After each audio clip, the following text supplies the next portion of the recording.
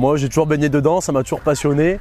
Je me suis toujours investi dans les travaux sur la ferme familiale. Il se trouve que pour le coup je me suis installé hors cadre familial dans la mesure où j'ai repris l'activité de Jacques. Moi en fait ça m'a paru faisable de le faire tout seul et comme ça me plaisait, voilà, on a décidé de lancer le projet, j'ai fait une saison dedans.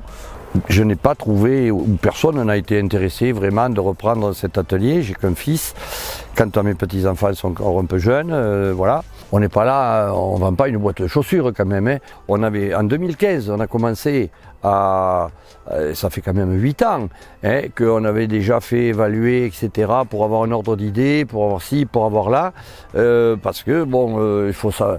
Non, il faut anticiper, c'est normal. La SAFER m'a aidé aussi par le portage. Il y a 10 hectares de la partie grande culture là-bas qui sont en portage. Donc concrètement, on a fixé le prix au moment de la cession. Je paye un fermage pendant 5 ans et au terme de ces 5 ans, je l'achète au prix qui était au prix initial avec déduction des fermages déjà payés. Donc en fait pour moi c'est une sécurité, c'est un allègement de charges sur les 5 premières années. Donc c'est un accélérateur en fait, pour moi c'est un vrai soutien. Et ils nous ont également aidé dans le démembrement. On avait démembré les pruniers au moment du rachat. Donc voilà, beaucoup et puis après tous leurs conseils et tout ça au fur et à mesure de la transmission.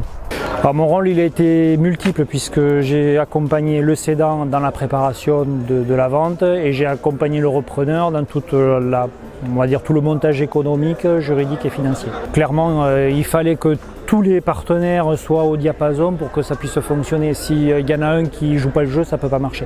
Donc concrètement, là, que ce soit la SAFER, que ce soit les notaires, que ce soit nous, que ce soit le Crédit Agricole, tout ça, ça a bien fonctionné et ça a permis que ça avance. Voilà. Donc oui, il faut forcément, c'est même une obligation. En fait.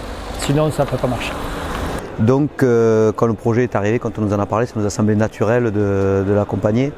Vu la qualité de la structure du cédant, la qualité du repreneur. Et là, le fait d'avoir été entouré d'un point de vue juridique, d'un point de vue économique, fiscal, par des partenaires comme la SAFER ou le centre de gestion, ça a vraiment été indispensable. Pour nous, en tant que banquiers, ça nous a vraiment aidé à faire passer la balance, à avoir une décision aussi rapide, efficace.